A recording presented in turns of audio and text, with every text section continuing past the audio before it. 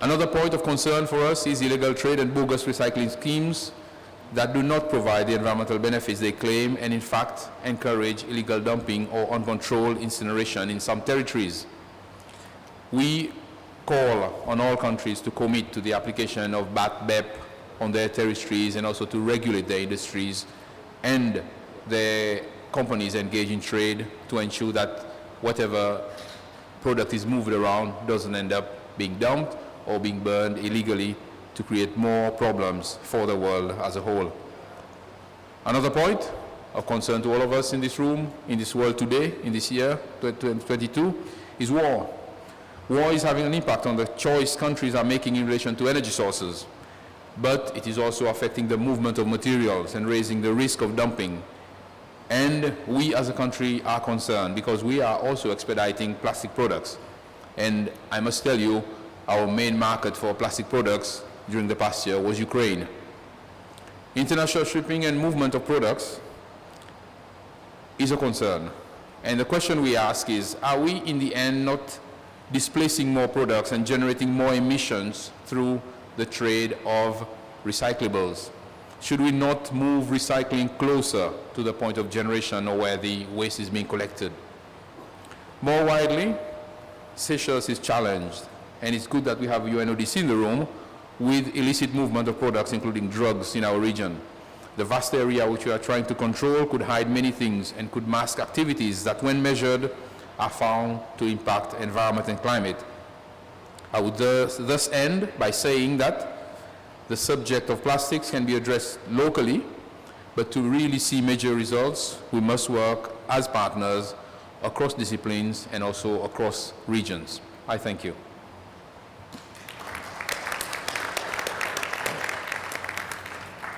Thank you very much, Minister. I think it was really excellent to hear from you about some of the concrete impacts that both the plastic pollution crisis and the climate crisis is having on your economies and critical sectors in your economy like tourism, and also the examples of national action that you provided, including looking at opportunities in substitutes for plastics, which we'll hear about also later in the panel.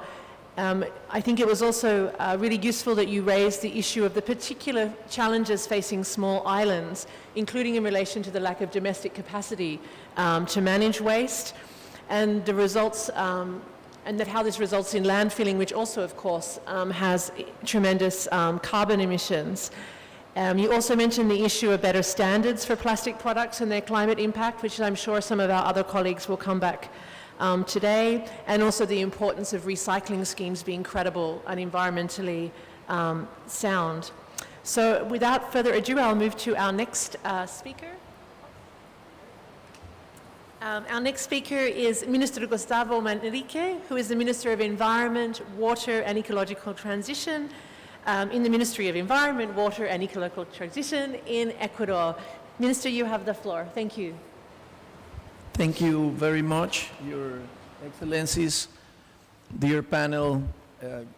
Good afternoon to all of you.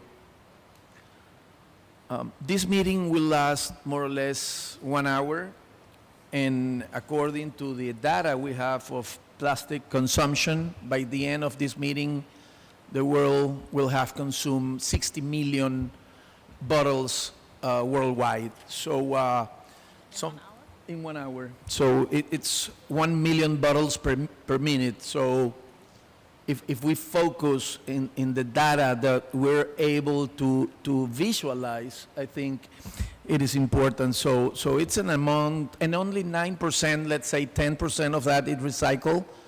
So 10% of 60 million, it's 50 million that it will go to 10 rivers. And you say, well, only 10 rivers, but the rivers have the capacity to spread it all over the world.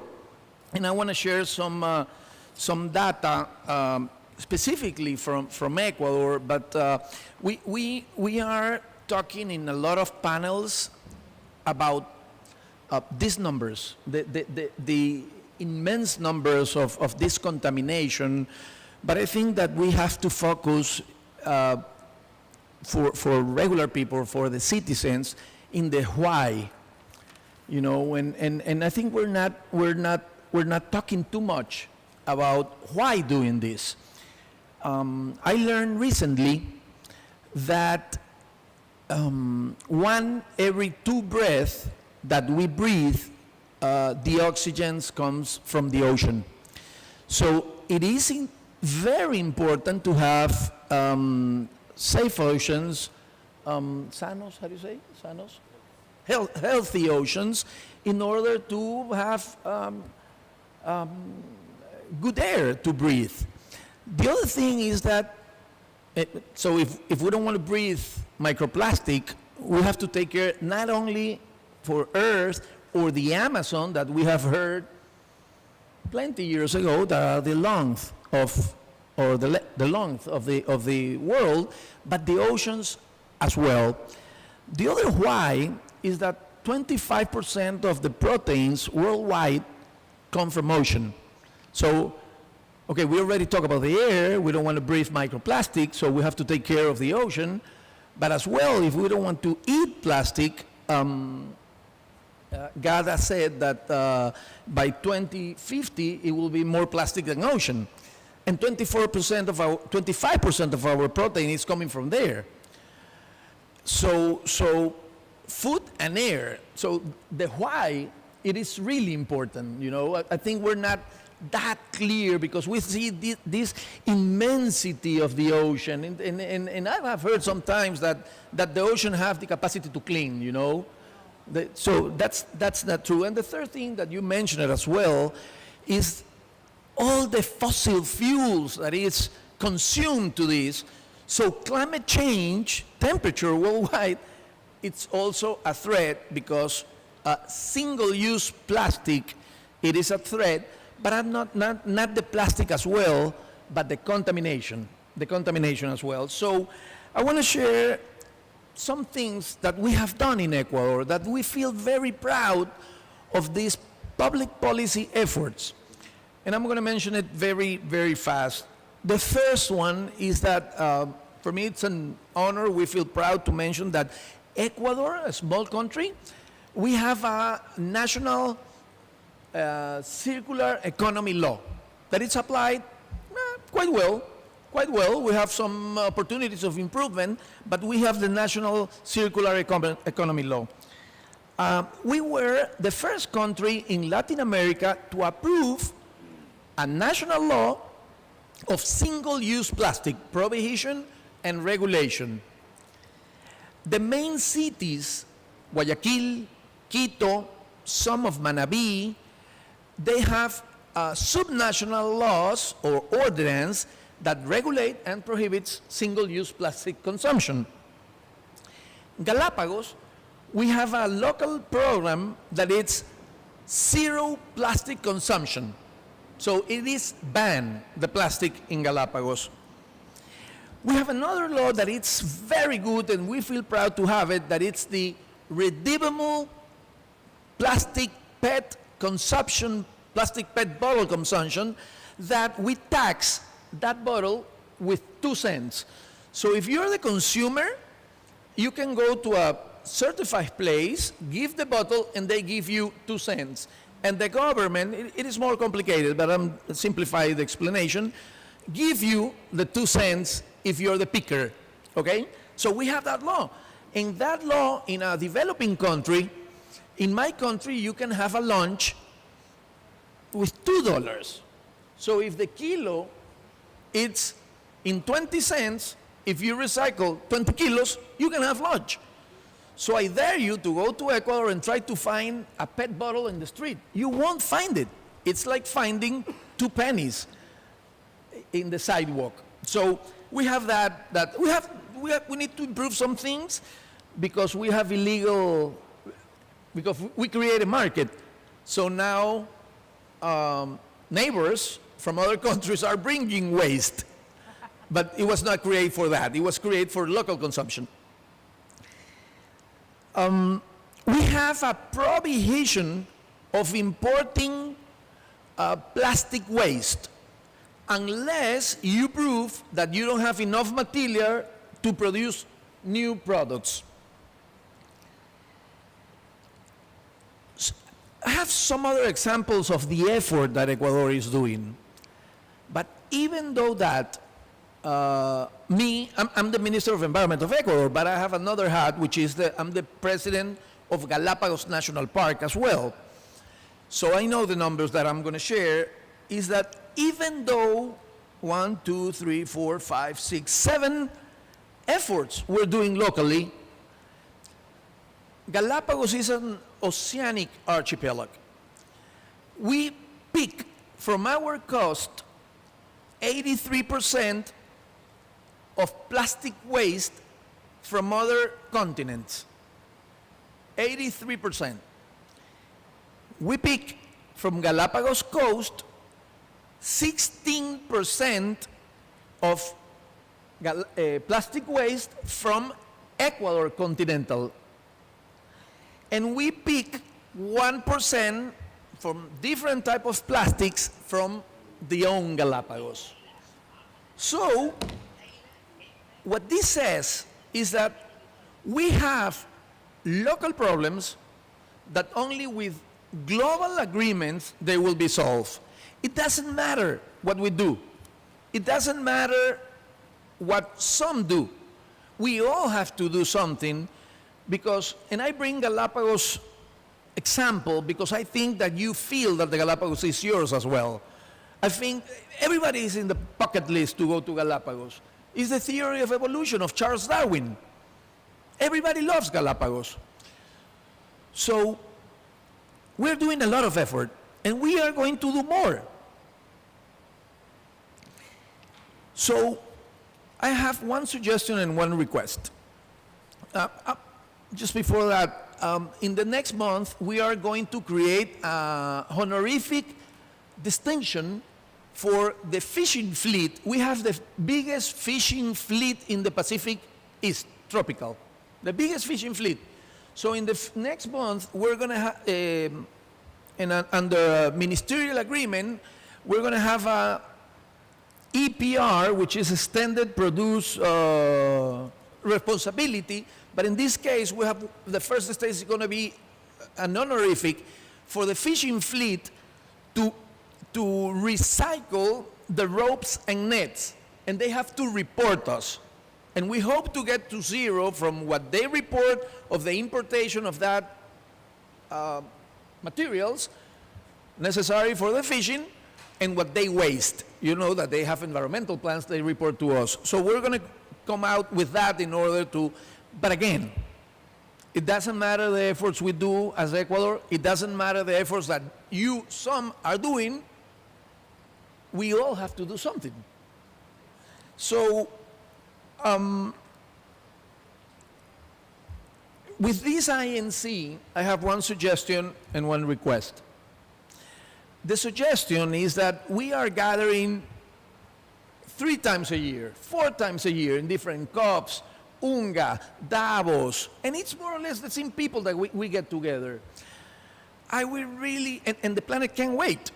So I will suggest to create a certain roundtables of itinerant decisions, non-vinculant, non-binding, that we can be implementing, that maybe Chile can explain us what they have done, Ecuador can explain our errors, and some other, and I hope that at the end, when we finish the INC, most of the commitments have been done voluntary. So, I'm not going to be humble in the next 2 minutes, but with these credentials, Ecuador is really willing to have the chair of the INC. That decision is going to be made in Uruguay next month. So if you agree, it's not me, it's the ambassador of Ecuador, which have a great credentials, Luis Vallas, under this strategy. So I wanted, as a summary, to first share, if my intervention lasts 5 minutes, 5 million bottles are in the sidewalk now on the ocean. The why, air, climate change, water, proteins. What we have done is not enough because we are receiving waste in our cost, and that I think we're capable to be making local decisions, national decisions, just by sharing experience in these scenarios that we are fortunately joining together. Thank you.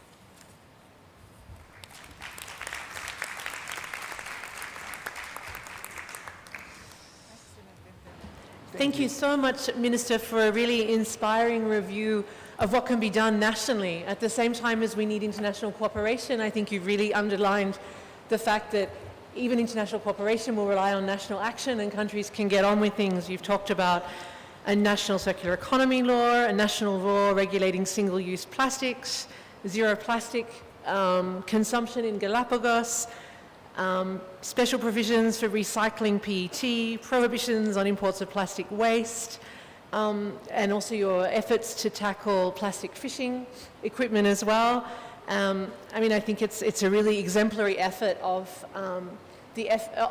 how countries themselves can see their environment also as a global public good that they can share with the wider community, and your stewardship of the Galapagos really exemplifies that. So really, I think, inspiring to see you link also the pollution, the nature and the climate crises in your approach to managing your environment. So we'll move now, thank you very much again for your comments. We'll move now to Ahmad Gunawan Wijaksano, who is the Director of Hazardous and Non-Hazardous Waste Management at the Directorate of Solid Waste, Hazard Waste and Hazardous Substances Management in the Ministry of Environment and Forestry of the Republic of Indonesia. He has extensive experience in these topics. He's been a member of the Indonesian delegation to the Basel Convention and also in handling illegal traffic of waste in Indonesia. So Ahmad, you have the floor. Thank you. Thank you very much. The Excellency, Deputy Director of UNODC, Excellency of all speakers, and good afternoon for all colleagues.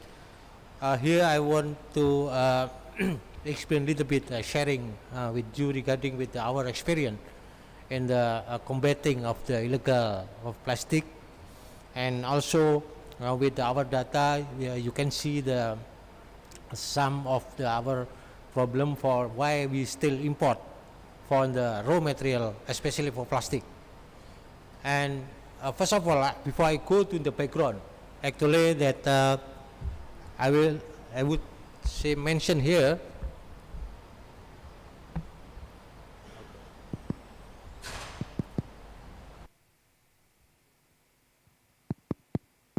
that's yeah, okay.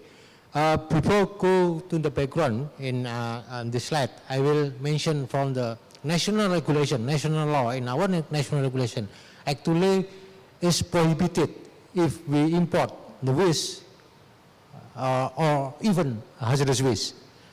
But we still have a problem with the raw material for our industrial, especially for plastic and paper. So in here that for domestic waste generation is quite high actually, almost 20 million tons per year. But again that the problem is only not more than 50% can be used as a raw material in our industry. So that's why the remain we have to import from other countries. So and we have next please. We have also experience in 2019 that a lot of a container come to our country that's bring a lot of waste or even hazardous waste. So with this experience, now we have the new regulation, and I will mention later that if we look in this slide that demand for raw material in local industry, that for the plastic and paper waste as raw material in local industry actually 7.6 million ton per year. So we still import 3.4, almost 3.5 million ton per year. So it's quite high. But again, that we have a national policy roadmap that 2030 will be in our target for collecting of national or domestic waste for plastic will be 60%. So year by year, up to 2030 or even 2050, will be zero, hopefully. So this is our challenge. And if we look at our experience that so many after China closed the import from the other countries from plastic and come to the almost the Southeast Asia, Indonesia, Malaysia, and so on. So in that time, that's a big problem for us. So many containers, even more than 1,000 containers that mixed waste come to our country. So this, so after that, our minister, environment and forestry minister, mentioned that we have to make a new regulation and make it more tight for that. So what kind of regulation actually? First of all, that should be non-hazardous waste. There is zero tolerance for hazardous waste. 0% inside the container for hazardous waste. The second one, all the imported material should be come to the recycle industrial area. Yeah? So industrial activities.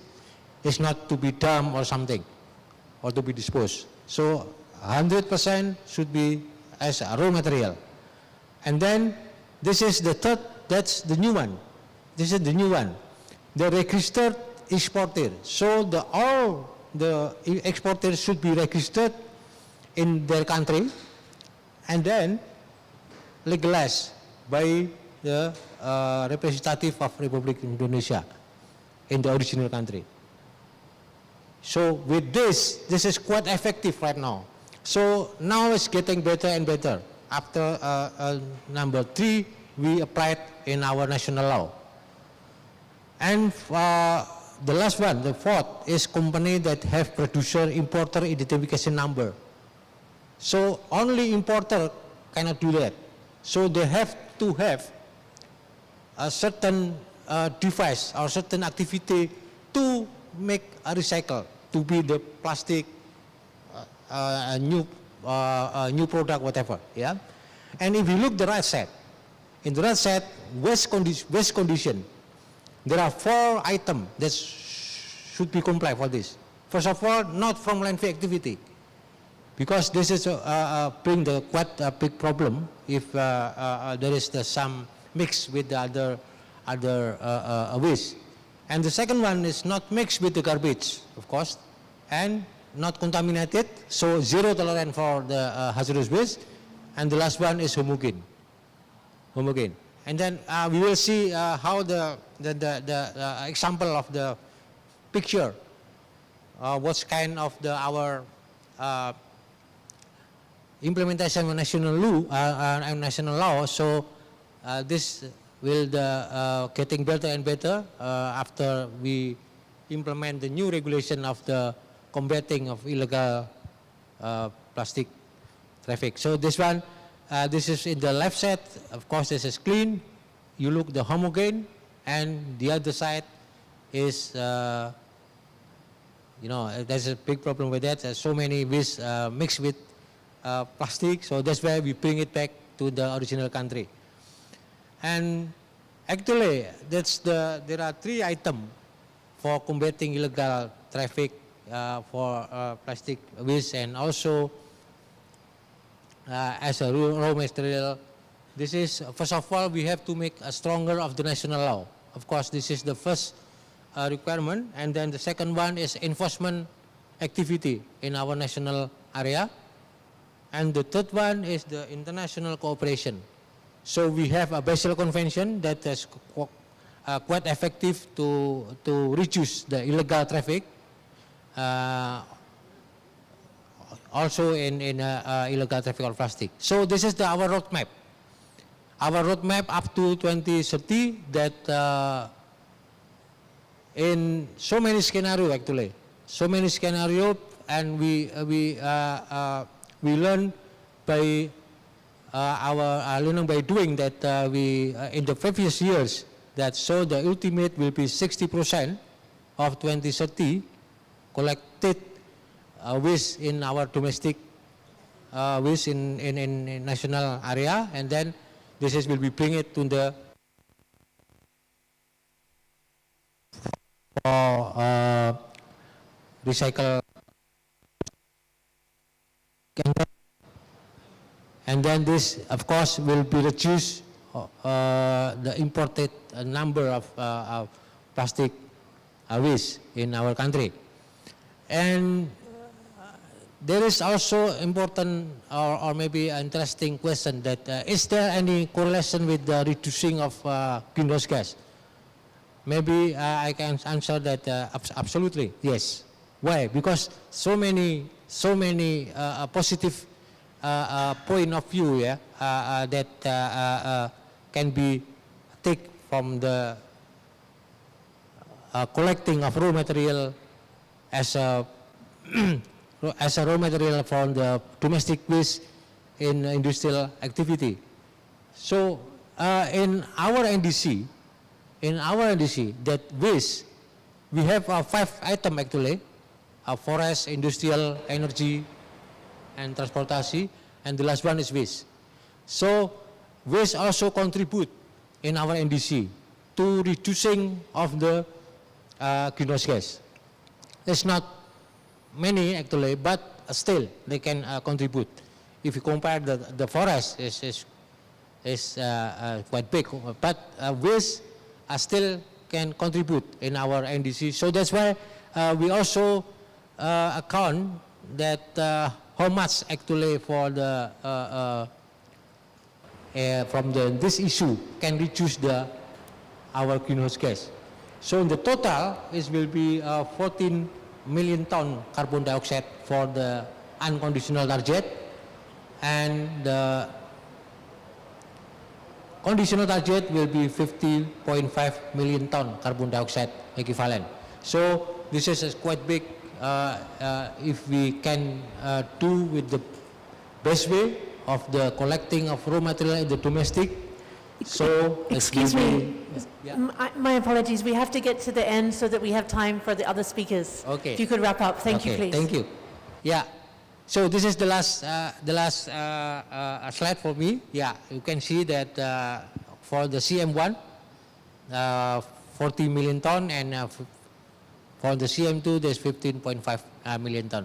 So again, that in our NDC, waste also can contribute for reducing of greenhouse gas. Thank you very much.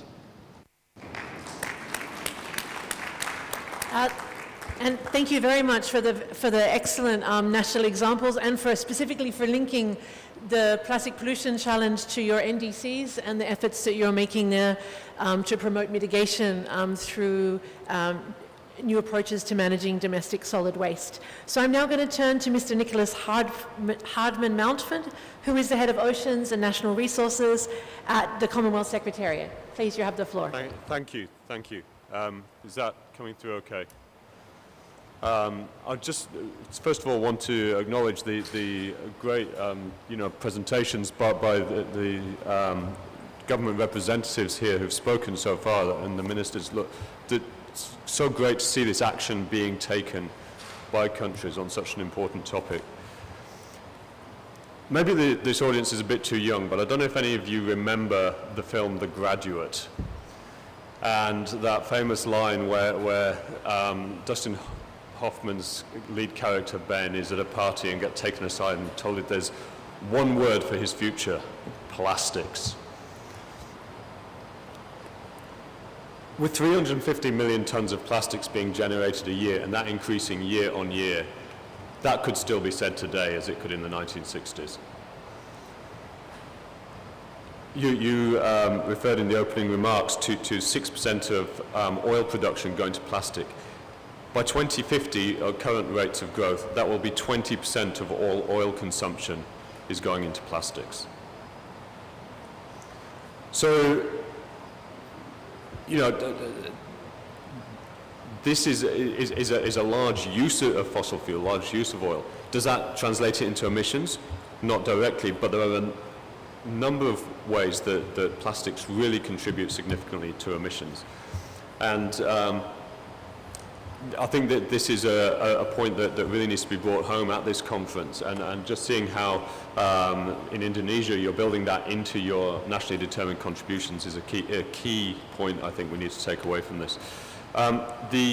In the Commonwealth, so we have 56 countries across all regions of the planet, and they all have plastic pollution as a concern. Also, 49 of our countries are ocean states, and plastic getting into the ocean is a real critical issue as well. But it's not just for our ocean states; our landlocked states as well also, you know, have big issues with plastic pollution and really trying to deal with that. And I'll come into that in a minute, because we've also got a third of the world's population in the Commonwealth, 60% of whom are under the age of 30, and this is not the world that the youth of today want for the world of tomorrow. So in 2018, Commonwealth heads of government got together to look at what they could do about ocean protection, working together, and agreed the Commonwealth Blue Charter. And plastics was a key element of that. And the UK and Vanuatu stepped forward to lead an action group on dealing with plastic pollution called the Commonwealth Clean Ocean Alliance. And so that's been really successful in leading a number of actions. These actions are addressing emissions directly, because if we look at oil production and manufacturing and refining, it takes a huge amount of energy. So there's already a lot of emissions from that. But then when we come to waste, we talked about only a small fraction going to recycling, and the rest is either incinerated, goes to landfill, or is dumped. And each of these contributes emissions. If we look at the production and incineration emissions from plastics, it's currently at around 850 million tons of greenhouse gas. That's equivalent to nearly 190 500 megawatt coal-fired power stations. That is set to grow by just to 2030 to 1.34 billion tons, like nearly 300 coal-fired power stations worth of emissions from incineration and production of plastics. And by 2050, this is going to double again, and will basically consume 10% of the budget we have to remain under 1.5 degrees C. So already that is a huge amount of emissions. But then when plastic goes into landfill, we know it's a substance that doesn't break down easily. You know, it's around for hundreds of years. It's part of its problem as a persistent pollutant, but it still breaks down. And it gives off methane and ethylene and other chemicals which are powerful greenhouse gases, much more powerful than CO2. When it gets into the ocean, it also breaks down and gives off these chemicals. It also gets into the food web. We've seen sort of turtles ingesting plastic, and sharks and fish and whales and so on. But the microplastics get into the phytoplankton. And the phytoplankton capture carbon dioxide and bury it in the ocean. And so if we damage the phytoplankton, we damage the ability of the ocean to take up carbon dioxide. And the ocean has taken up a third of the carbon dioxide we've put into the atmosphere since the start of the Industrial Revolution. So if we damage that carbon sink, we're just making the atmospheric problem even worse. So these are all reasons why countries need to take action from a climate perspective on their emissions. And And I think this is not realised that this can be a contribution to your NDCs. So it's really great to see Indonesia doing that. Since 2018, Commonwealth countries have taken a number of actions. I'm not going to go through all of them, but just to give you some examples, 50 Commonwealth countries have now taken some form of legislative or policy action on plastic pollution. This is mainly around dealing with single-use plastics, but there's a number of other things. And the action group has taken the 5 R's approach to the hierarchy of waste management: rethink, redesign, reduce, reuse, recycle, and recover. So they've banned the sale and manufacture of microbeads in rinse-off cosmetic and personal care products. They've made significant reductions in single-use plastic carrier bags and taken action towards eliminating all avoidable single-use plastic waste. 41 countries have taken steps on this, and Malaysia has developed a comprehensive roadmap towards zero single-use plastics by 2030. Singapore has set the goal of becoming a zero-waste nation. And just like Ecuador, the UK has developed a new plastic packaging tax to be introduced this year. Bans on plastic bags have been undertaken by Bangladesh, Rwanda, Samoa, Kenya, and others, and so on. So lots going on. In fact, Commonwealth countries account for 27% of the national bans globally. But there's other actions as well that have been taken. Sort of positive progress in terms of instituting deposit return schemes, which provide an economic incentive for the consumer to return plastic waste. So Barbados, Belize, and Trinidad and Tobago have all made deposit return schemes possible. Zambia and Singapore. My apologies, Nicholas, we'll have to also wrap up. Yeah, I'll just wrap up. So there's extended producer responsibility schemes, using the informal waste sector, national marine litter action plans, and national single-use plastic phase-out strategies. So as we move forward on this, I think it's really important that countries change what that future looks like. The future is not plastics. The future is waste-free, circular, and net zero. Thank you.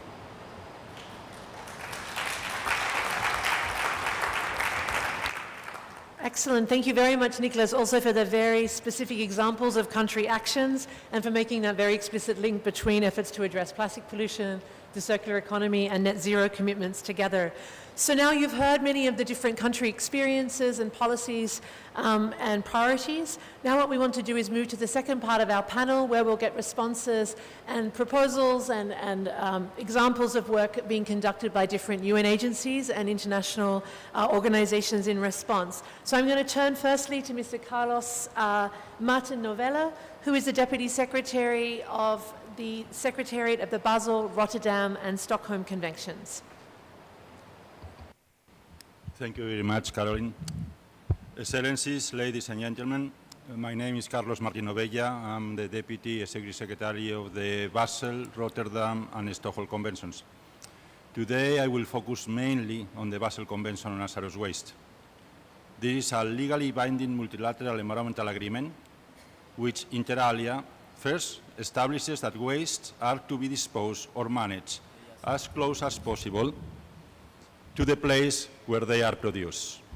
This is in itself relevant for climate change, as reduces the transport costs in terms of CO2 emissions.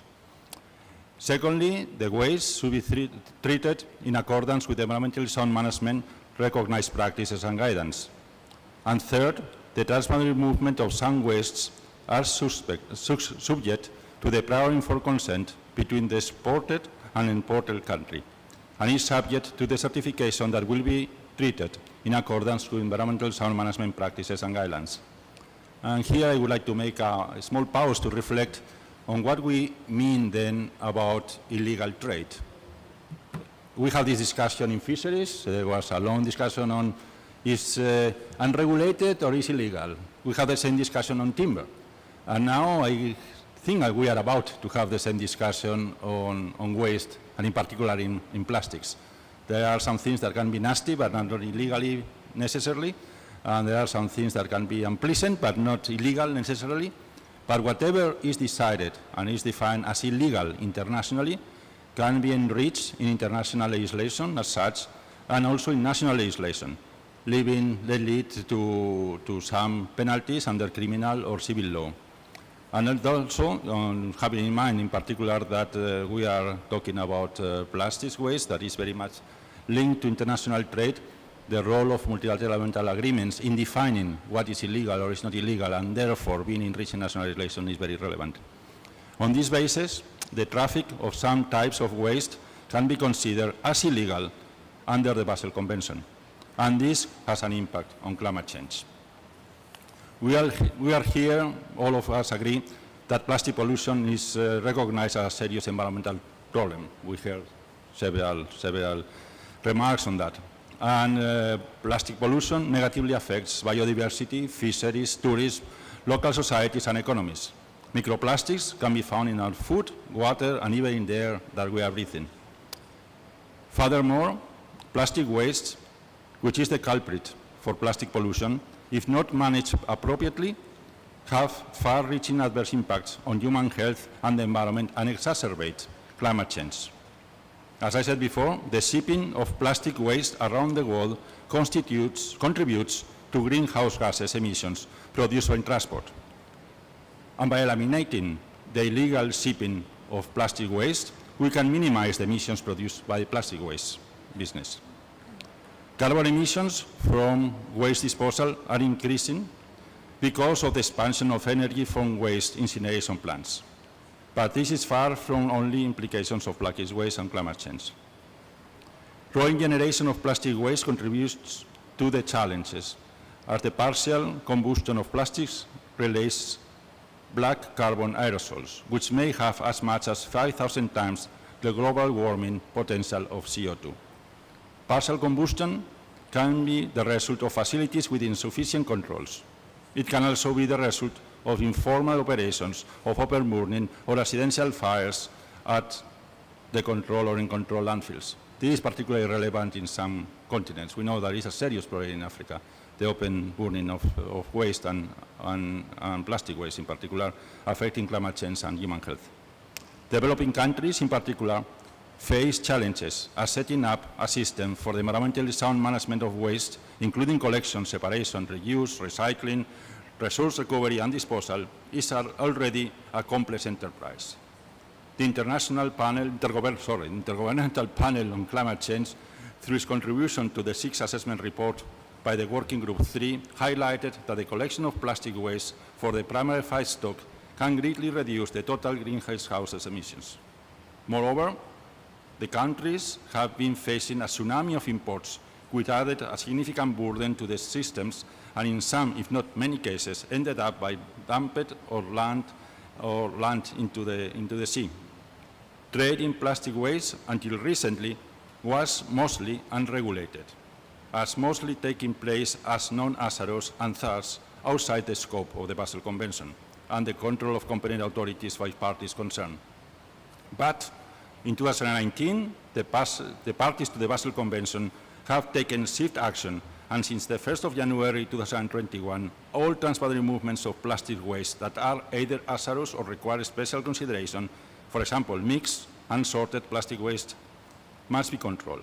We saw examples of how to do this in practical terms at national level in the previous presentation from Indonesia. These changes in the trade control regime made the flows of plastic waste around the world more tractable, transparent, and predictable. In practical terms, some plastics waste are now, the transboundary movement is now banned under the Basel Convention. Therefore, the emissions produced by their transport is disappearing, and some other plastic waste require prior informed consent and environmental sound management requirements linked to this prior informed consent. And that's the very important thing. Environmental sound management is defined by the technical guidance discussed at the convention, and those are going to design also to address climate change. Finally, as I see that Caroline is going to kick me out, I had something important to say here. That is that we are very pleased to work on what concerns addressing illegal trade on plastics and waste in general with Interpol and the World Customs Organization. We are collaborating with them for many years in conducting regular operations on the ground, field actions on addressing these problems. And on that note, and in terms of cooperation in a broader sense, I truly appreciate our collaboration with UNODC, UNEP, and UNCTAD, and also thanks them for the organization of this event. And I hope that this event will contribute towards raising the visibility and importance of this issue at climate and the climate change forums. Sorry for trying to rush through my presentation, but it's normal when we are going towards the last in the queue. So now, Susan, good luck. Thank you very much, Carlos. My apologies. My apologies for rushing. Unfortunately, we started about 10 minutes late, so I'm trying to catch up the time. We have 3 more speakers in 15 minutes, and they've each been asked to speak for 4 minutes each. So if you could all try and be as concise as possible, then we will get there and you'll all get your space on the panel. So next I'd like to invite Miho Shirotori, who is the officer in charge of the Division of International Trade and Commodities at UNCTAD. Miho, you have the floor. Thank you, Caroline. The question posed to me is the relationship between international trade and ending plastic pollution. You know, at the very beginning, Your Excellency, Monsieur Joubert, said that plastic has been the part of the global economy in the past. When it comes to international trade, in fact, plastic packages have been the enabler of international trade, particularly those for the long distance in the mass quantity. Now we are talking about how we can make trade as an enabler to end the plastic pollution. On this point, my organization, UNCTAD, it stands for United Nations Conference for Trade and Development. What we are looking at is plastic substitutes. So what are the plastic substitutes? This is the nature-based materials which are biodegradable, erodible, compostable, and reusable. And you know, those things like agricultural materials, some papers, for example, or even agricultural waste, they can be a very significant plastic substitute for packaging, for example. And why we are looking at this? Because these are the things that developing countries has huge comparative advantage. They can be the leader in the plastic substitute. However, today, they do have a comparative advantage, but they do not have competitive advantage in terms of the price.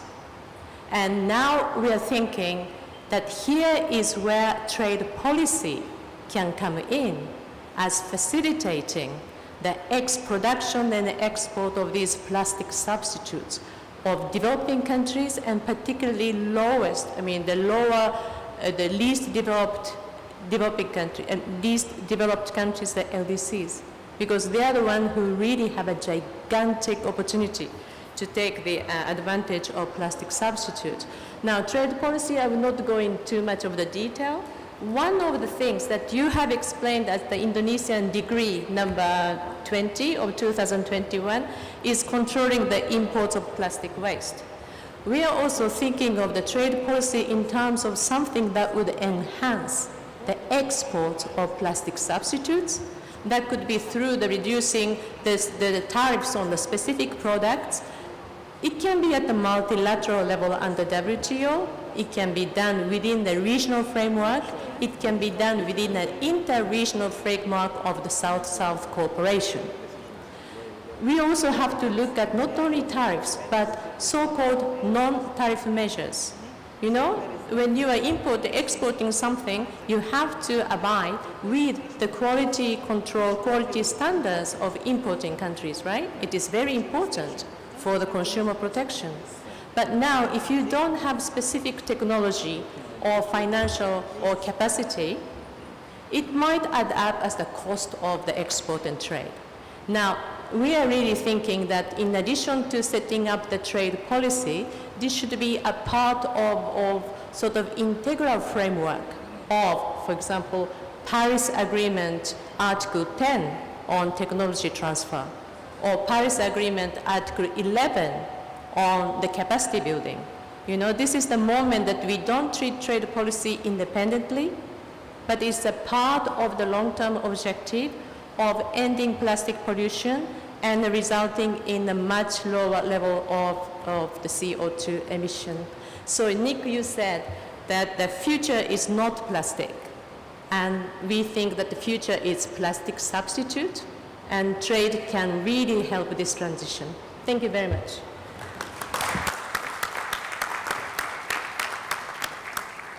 Thank you so much, Miho. I'm going to turn directly now to Dr. Susan Gardner, who is the Director of the Division of Ecosystems at UNEP. Susan. Well, it's a pleasure to be sharing this, Excellencies, colleagues, friends, having a chance to speak a bit and emphasize some of the important key points that we've heard about some of the solutions, but also really to share a bit more emphasis about the magnitude of the connection between climate and plastics, because I don't think it can be overstated. And I remember back in the 1990s when we were creating the Global Program of Action to address the land-based sources of marine pollution, or the GPA, there was a lot of work on chemicals and metals, for example, mercury. There was conversations about partnerships on nutrients, and there was the creation of Global Partnership on Marine Litter, which I think at that point it was understood the impacts, the environmental impacts of marine litter, including plastic. But I don't think back at that point there was at all the same kind of clarity that we're hearing on this panel today in terms of this really critical link. Some of the statistics that you've heard already is in terms of how significant the feedstock for plastic production is coming from fossil fuels. How much it accounts for, we heard the statistic, 9% of the global oil and gas consumption right now. So that's just staggering. We look back at 2015 when the life cycle of greenhouse gas emissions from plastics was around 1.7 gigatons, but the projections moving forward, because of the increased use of plastics, if we don't stop this, by 2040 it's going to be approaching 20%. So this is enormous, and while the world is trying to and must decrease emissions by 45% by 2030 in order to keep the dream of 1.5 alive, we're seeing plastics moving in the opposite direction. So it's so timely now that we're having this conversation. And not only is plastic pollution and dealing with plastics a climate solution, but it also is this opportunity to shift to circular economies, which we know is fundamental to addressing all three of the planetary crises. Our ambition has to be towards worldwide, system-wide change, and we need solutions that go across the entire plastic value chain.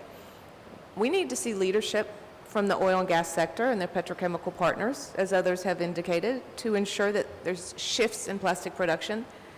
And we need to completely rethink how we make, use, and dispose of plastics. Again, the whole life cycle. A comprehensive circular economy approach could reduce the global annual volume of plastics that enters the ocean by 80%. Just imagine, just over the next 20 years, we can achieve this. And ending plastic pollution, yes, it's about ending that environmental threat, but it's also, as we've heard from our UNCTAD colleagues, it's about creating new economic opportunities, creating hundreds of thousands of jobs, particularly in the global south, while you're reducing cost to government. So you can reduce by $70 billion US by 2040, at the same time that you're reducing greenhouse gas emissions. So this is why I think that you are seeing these UN agencies all coming together to join forces and support member states on this, whether it's the country level, the regional level, or the global levels. And I have great appreciation to our colleagues at UNODC for convening and hosting this, and UNCTAD and the Basel Convention to show how we all have a role to play in helping to support moving this forward. We are enormously proud at UNEP to be hosting the Secretariat of the INC process as a result of the UNEA decision earlier this year to begin negotiation of a legally binding instrument. This decision has been described as perhaps the most important international multilateral environmental deal since the Paris Accord, so we feel in really, really valuable company here. And it creates this opportunity to build this circular plastics economy, to do it with an approach that's ambitious, that's designed well, and that's inclusive. And the last point I'll make is we have to make sure that we are continuing to work on this issue, providing science, providing technical information throughout the whole process. Like the minister said, the planet can't wait. And so we will, in UNEP, continue to do the work that you are accustomed to with the Global Partnership on Marine Litter that serves as a clearinghouse to bring different sectors together on best practices, to continue to support the regional seas. And we thank very much the Seychelles government who hosted our second global meeting of the Regional Seas Program earlier this year, where they developed their strategic plan to go from here to 2025 that has the long-term goal of eliminating plastic leakages. If we get this right on plastic pollution, we not only clean up our seas, but we help to solve the triple planetary crisis. We address climate, nature loss, and pollution. We're protecting our air, our land, our water. We're protecting our health and that of the planet. Thank you.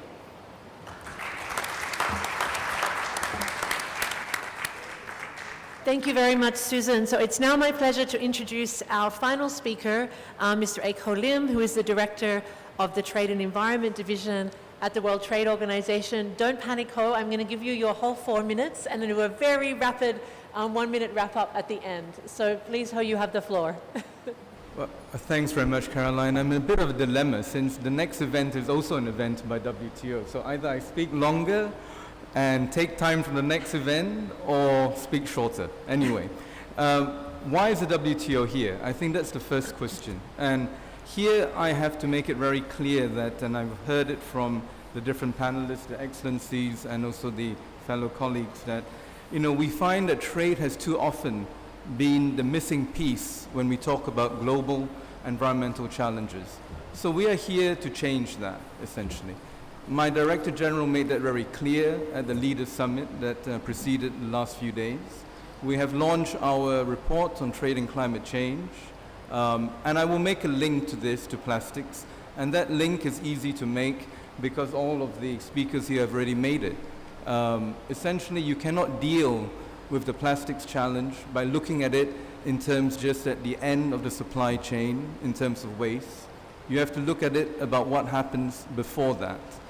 I was at the Oceans Conference, which I think many of you may have been. There was a sculpture there that I thought said it all. It was a tap in the middle of the air, and out of the tap was plastic spewing out. So no matter how you look at it, you need to deal with that tap. And why is that tap there? And we have to be honest, because we like plastics. We demand plastics. Look around this room. Virtually every product here has plastics embedded in it. Everything we do has plastics. This microphone has plastics. I'm sure that we can find many other purposes that we can talk about.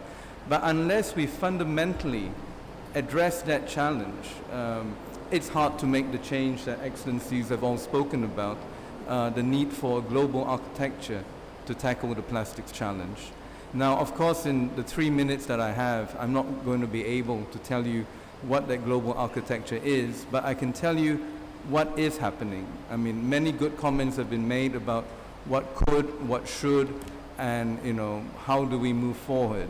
So let me try to bring it down to ground to talk a little bit about what is happening, and I can talk about it in terms of what is happening at the WTO, and try to link it up to what is happening at UNEP. And thank you very much, Susan, who is also a collaborator with us on many fronts. At the WTO, you currently have a very dynamic, I would say, discussion on trade combating plastics pollution. You have some 79 member governments, if my figures are correct, who launched this initiative. It was launched by a good number of developing countries, including China, Fiji, and again, the Excellency here, Ecuador, has been playing a very leading role in this. But it also has many developing countries who are part of it, including Australia, the EU, Canada, and many others. And I think that's a very important combination, partly because, as I said earlier, if you deal with this as an environmental challenge, if you deal with it as an economic challenge or as a global challenge, it has to have both parts. The developed and developing countries have to be together. So through this dialogue, we are seeing a collaboration being developed. That collaboration, of course, is trade focused. We're not going to be entering into areas that are, of course, clearly under the mandate of UNEP and UNEA, but we are supporting UNEP and UNEA in the treaty negotiations for international plastics. How are we doing it? We are mapping out the types of trade measures that have already been taken to combat plastics pollution. Many of these are in the area of single-use plastics, but we're going deeper to try to understand precisely what are the types of best practices which governments who want to take trade-related measures could undertake in a way which is also in conformity with their own obligations to trade agreements, for instance. And that work, we believe, can help the UNEA process and the process been undertaken to negotiate the International Plastics Treaty, because we need to get very concrete. If there's going to be a treaty, and I'm sure there will be a treaty, and we are pushing very hard to support governments as well as all the IOs to get towards this treaty, we need to deal with very basic questions about classification. How do we classify plastics, be it in terms of feedstocks, be it in terms of waste, and without that type of classification, we will not be able to have a very meaningful global architecture. Because at the end of the day, plastics flows in many ways. It flows in terms of inputs to goods, it flows within goods themselves, and it flows as waste. And currently there is no standard classification. The other type of points that would be very important are the actual measures themselves. Miho has spoken of one type of measure, which is in the form of tariffs, which is mainly the duties that are put on products, and to make them more coherent if you're trying to push towards sustainably alternative to plastics trade. But there are also other big picture questions here, because as Susan said, fossil fuel. You have a situation where fossil fuels are subsidized. If that doesn't change, the economics doesn't work out. You have a very cheap product because the fuel is cheap. And why is the fuel cheap? Because it's subsidized. So that tap will continue to flow unless these very basic economic questions are somehow addressed. So let me stop here. There are many other things I could go on to, but I don't want to take more time from my own event, and to say thanks very much to all of the panelists and to Caroline. Thank you. So thank you very much, Ho, and thank you very much to everyone from a really enriching discussion. I'm sorry that we started a bit late and so have no time for questions, but hopefully you've heard a really, or share my view that we've had a really rich panel. We've heard compelling evidence of how these two crises are linked, highlighting the importance of looking at the carbon footprint across the whole life cycle of plastics. We've heard evidence about the common causes, as Ho has just underlined again, the challenges related to cheap fossil fuels and also fossil fuel subsidies as key shared challenges for both the plastics and the climate crisis. We've heard about ways forward, the importance of systems change, of thinking about how we transform the plastics economy, looking at the whole life cycle, and also trying to understand the role of trade and trade policies across this system and how they can help us. But most of all, I think what's been really inspiring is we've had great presentations, both bringing in national experiences and also bringing the family of UN organizations and other international organizations together, showing the recognition of the work that each of them brings to the table and how they can work collaboratively in helping us tackle these challenges. So on behalf of the audience and the co-hosts, I'd like to thank all of our speakers for taking the time to be with us today, and I hope everyone leaves this event with ideas on how to act more ambitiously, faster, with more determination, and with more collaboration.